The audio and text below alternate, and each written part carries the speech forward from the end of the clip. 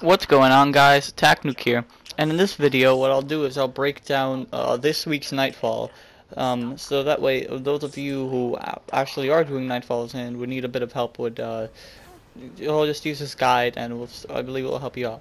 Anyway, with the two Shriekers, since it's not Void Burn, you can just run through them and you don't have to fight them. Although if you're a low light level and you're getting melted, you can hide on like the right side of the pillars there. Anyway, once you get here into the Shrieker, you can use I use the Shrieker as cover while taking out the two Knights and the Wizard because their Arc Blasts are annoying. I also make sure to take out the Cursed Thrall because those dudes will wreck you. Like, those things are very, very annoying. Yeah, you see, like I said, use the walls of the cedar as cover. And once I've take care of all the enemies, I will progress further down the stairs. This Nightfall is kind of tricky. It's not really too bad, but it just needs. I'm doing this solo, so this is like a solo guide, but it's a bit tactical. Anyway, what you can do is you can let the Fallen and Hive fight, or if you're a hunter, have patience and time, you can just simply use invisibility to get past them. I wouldn't really recommend engaging, although you could kill the few Fallen, like in a surprise attack if you're quick enough. And you just move past, but that's not the real challenge. Once you get to Dusk Warren, however, this is where it starts.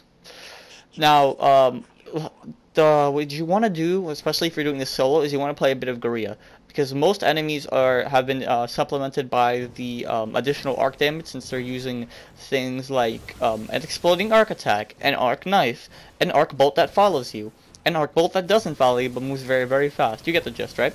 So the thing is, most of these can be very fooled by cover. For example, snipers aren't able to hit you if you pop in, shoot them, pop back out. Pop in, shoot them, pop back out. Same thing with the tracer bolts. They'll follow you into the cover, and they'll hit the cover, and they won't do any damage to you, right? So you want to play a bit of Guerrilla. I am using a rocket launcher for this, and surprisingly, it worked out very, very well, especially in this upcoming part over here. As you can see, I'm transferring the heavy right now. Because it allows me to easily take down the waves of enemies coming from the portal. Because like 4 enemies spawn in the portal, I shoot a rocket, they're dead.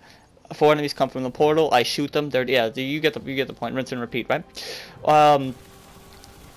This part right here could be a bit tricky if you don't play it right, but yeah. See, look, the enemies pop in, I shoot them, they're dead.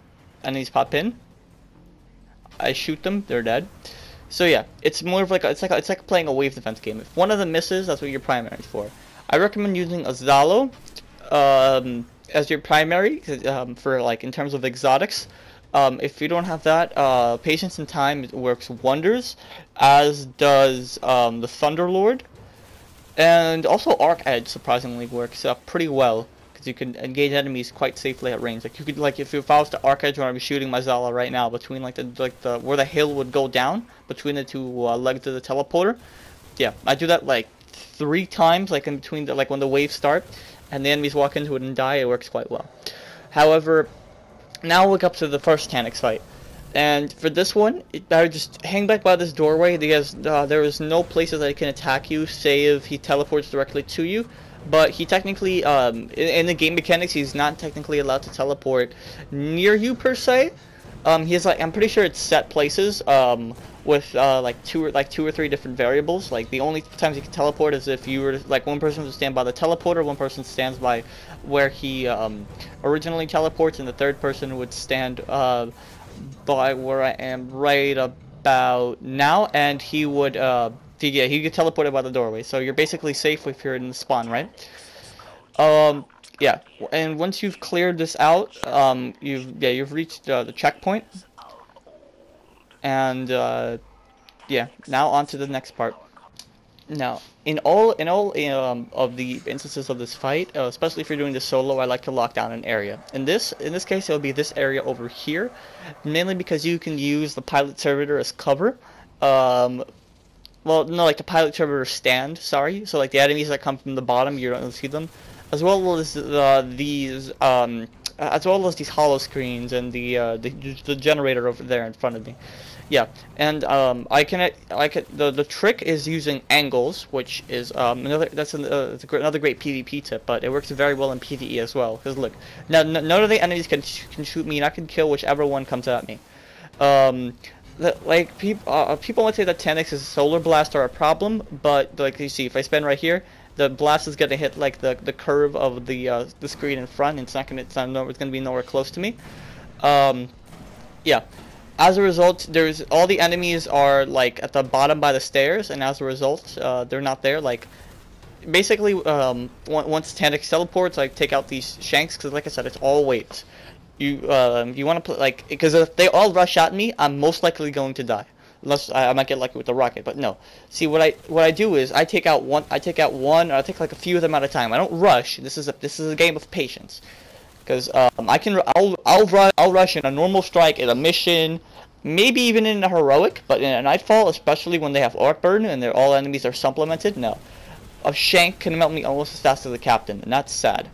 So yeah, what I noticed is that when I shoot Taniks, the lightning bolts actually do go to the ads, and it helps out quite well. Like one of the reasons Zalo as well.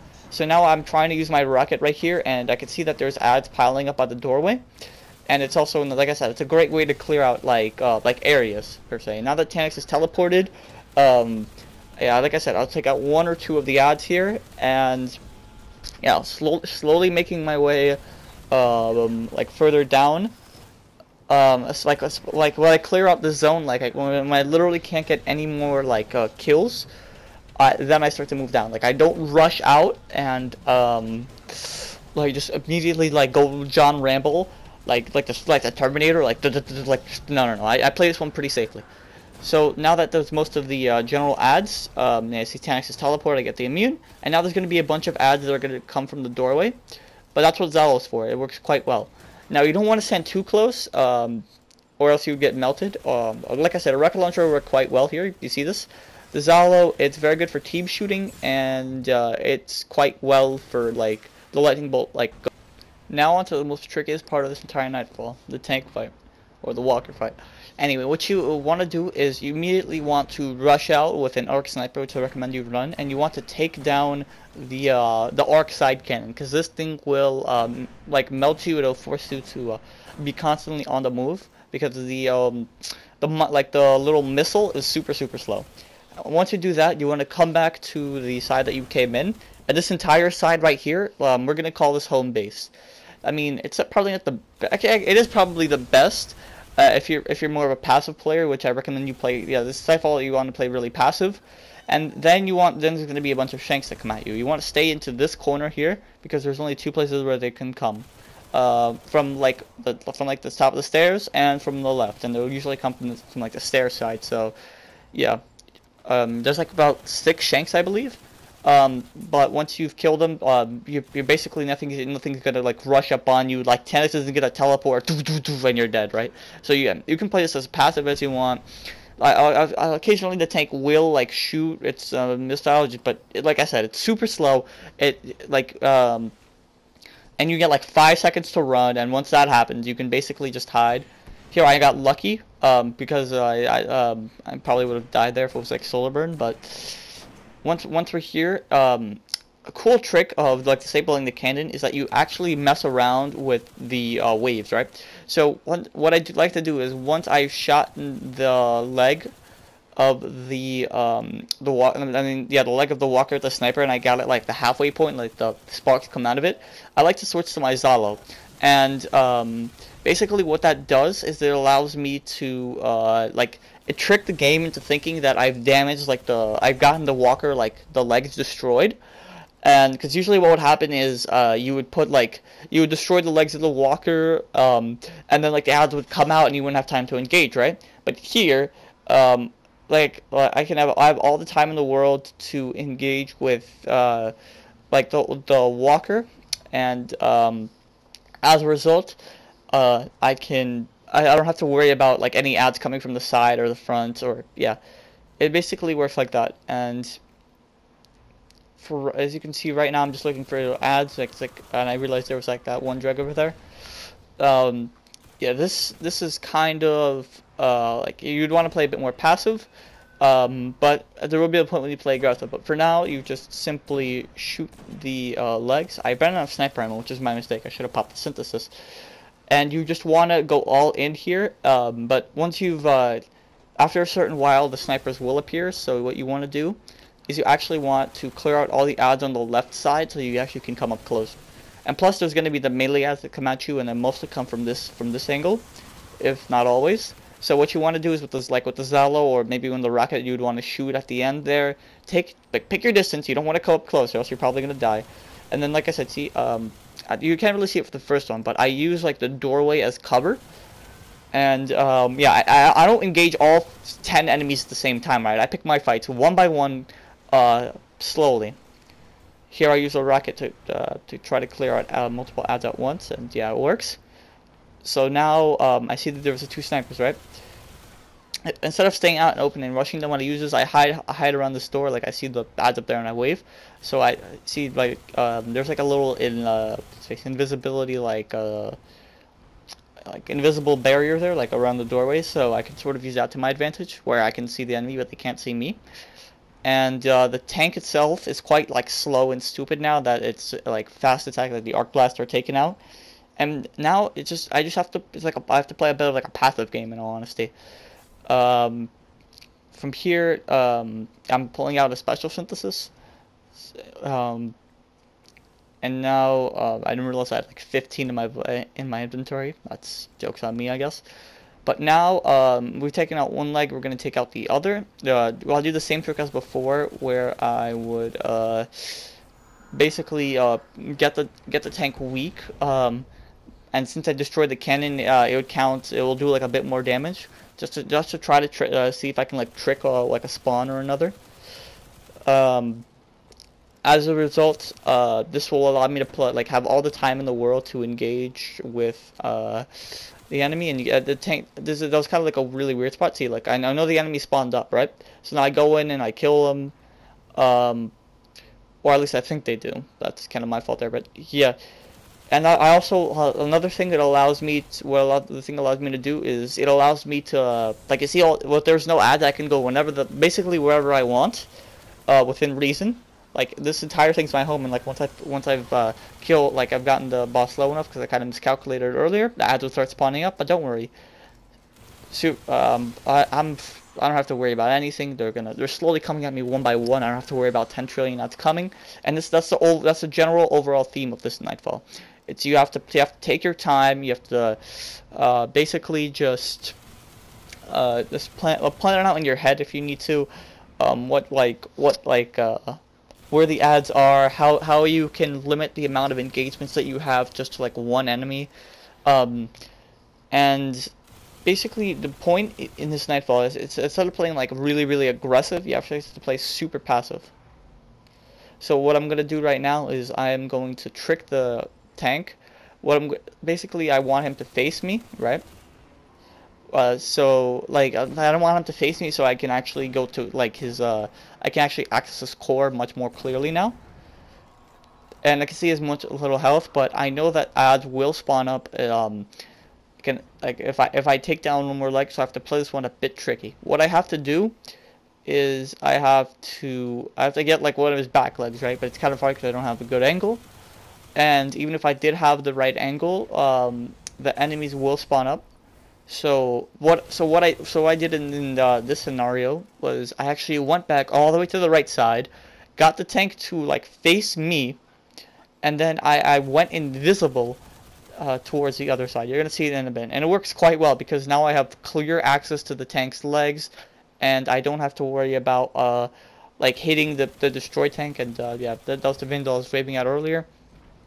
As a result, yeah, it just makes it a whole lot easier. It's like you have to play passive and using tactics, as opposed to just rushing out with fucking like a shotgun or like a spindle and just wrecking. And as you can see, I did miss one of my shots there, but